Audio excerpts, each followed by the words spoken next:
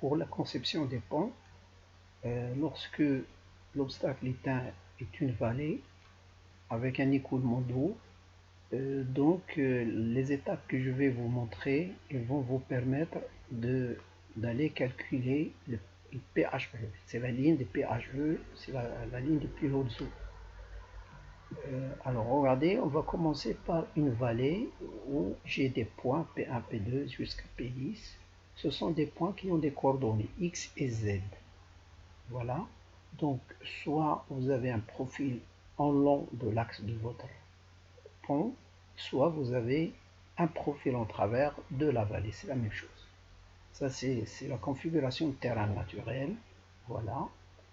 Ensuite, alors les points que vous voyez ici sont les coordonnées X et Z de ces 10 points. Bon, pour pouvoir faire, disons, le calcul du PHE, voilà, donc je vais commencer à travailler dessus. Donc là, je vais passer ici pour vous montrer qu'est-ce que on doit faire. Alors regardez la vallée là, il fait disons une largeur de 100 mètres 10, et puis il faut qu'on calcule disons la section mouillée, le périmètre mouillé pour chaque niveau, et comme ça on va établir une courbe de tarage pour pouvoir, une fois qu'on calcule le débit de crue, là on essaiera de le placer ici pour savoir la hauteur des PHE. Alors pour cela, regardez bien, je vais quand même prendre là où il y a changement de pente, je vais faire une ligne horizontale. Ça veut dire que je vais sectionner ma vallée à des tranches horizontales et qui passent toujours par un point de changement de pente. Bien, alors pour ce faire, voilà, je vais le faire. Donc je trace une ligne comme ça horizontale, et ensuite je vais la coller chaque fois au niveau de chaque point où il y a une cassure. Et je prolonge jusqu'à ce que j'ai, et ensuite je viens. Alors pour cela, ce que j'ai fait, j'ai essayé de faire plusieurs calques, 8 calques, et chaque niveau, j'ai un calque où il y a un périmètre mouillé, et je peux calculer la surface mouillée, et comme ça je vais remplir le tableau que vous voyez ici à côté. Donc voilà, c'est déjà fait. Je vais essayer de désactiver les calques simplement. Alors, je commence par la section 1. Voilà. Alors, la section 1, vous voyez, la section SA, ça veut dire la surface UA, bon, là. Il a une hauteur de 2,90 m. Et ensuite, avec AutoCAD, je peux calculer le périmètre, ça veut dire le périmètre mouillé, là, c'est les deux côtés de ce triangle, qui représente les berges, bien les parois, et ensuite la surface mouillée, c'est toute la surface remplie d'eau. Donc l'exemple ici, regardez bien, je peux lire au niveau du tableau. Pour SA, j'ai un périmètre mouillé de 18 mètres, une surface mouillée de 25 mètres, 7034, et une profondeur de 2,94. Donc alors je vais aller vers le deuxième calque, là où j'ai calculé pour le cumul entre la première surface et la deuxième surface. Donc le deuxième calque, ça va être S2. Donc là, je libère S2. Voilà. J'aurai une hauteur, une profondeur plus importante, 5,81 m. Et ensuite, un périmètre mouillé cumulé de 28 mètres, 3447, et une surface mouillée de 87, et ainsi de suite. À la fin, j'aurai l'ensemble de mes calques. Je vais les activer ici, et donc vous allez regarder le tableau qui va être rempli, tout simplement. Voilà, j'ai les 8 surfaces. Donc voilà, avec les 8 surfaces là jusqu'à S8, et vous voyez là le tableau. Alors ce tableau là, je vais l'importer vers Excel. Donc alors Voilà, je trace un tableau, simplement un tableau sur Excel où j'ai mis 8 sections et ensuite je relève les valeurs ici. Le périmètre, la surface mouillée, le périmètre mouillé, surface mouillée. Après, une fois c'est fait, alors je vais aller vers le calcul, disons le calcul de débit. À le calcul du débit, il me faut d'autres informations. Les informations qu'il me faut, c'est le coefficient de Manning ou bien le coefficient de rugosité en fonction du type de paroi, la nature des parois.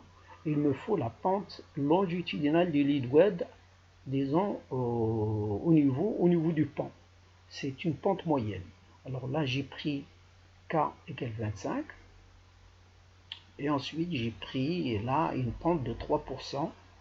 Donc, alors, je calcule par une formule le rayon hydraulique égale surface mouillée divisé par le périmètre mouillé, j'ai les valeurs là.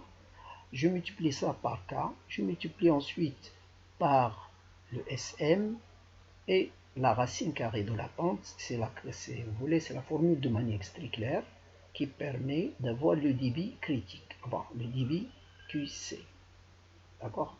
Alors, je vais, disons, étaler ces formules-là vers l'ensemble des sections et j'aurai ce résultat que vous voyez devant vous. Là, ça veut dire j'ai si vous voulez, des profondeurs et j'ai des débits.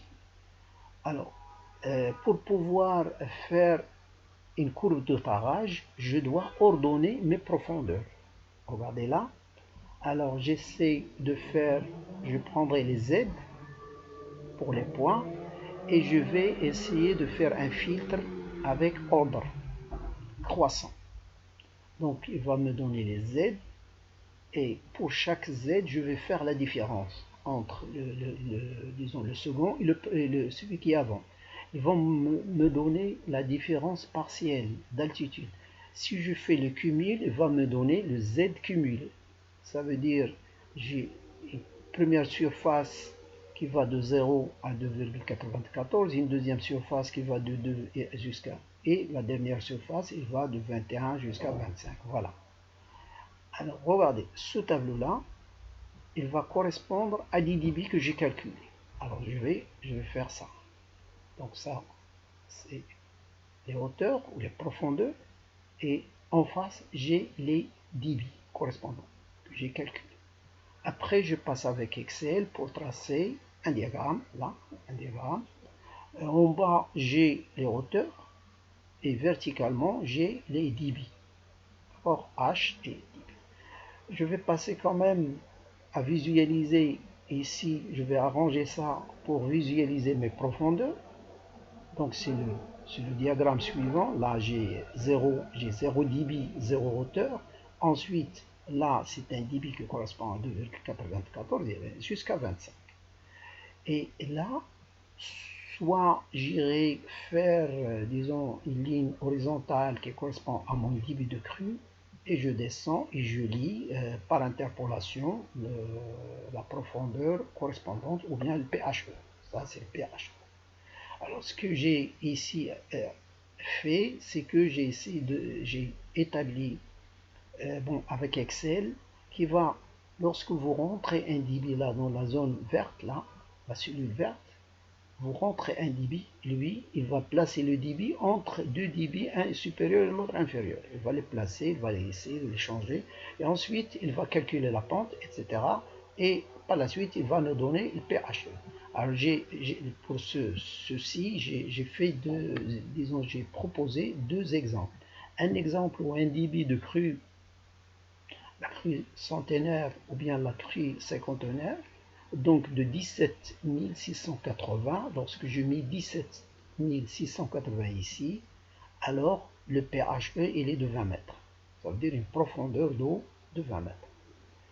Deuxième exemple, regardez, le deuxième exemple, il est là, avec un débit de 3003, c'est un petit débit, 3314 mètres cubes par seconde.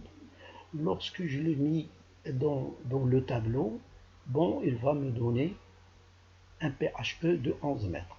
Alors je reviens à Excel pour vous montrer où est-ce que j'ai le pH, disons le premier exemple et le deuxième exemple. Voilà, je zoome ici et j'essaie de, voilà, regardez là, pour mon pHE qui est de 20 mètres, qui correspond à un débit de 17 680, là, j'ai une longueur, ce qu'on appelle débouchée linéaire, ça veut dire c'est la surface libre, là, elle est de 78 mètres. Ce n'est pas toute ma vallée qui a été submergée, simplement, c'est uniquement 78 mètres. Il y a à peine ici 30 mètres de, disons, de différence, 30 mètres entre 110 et 60.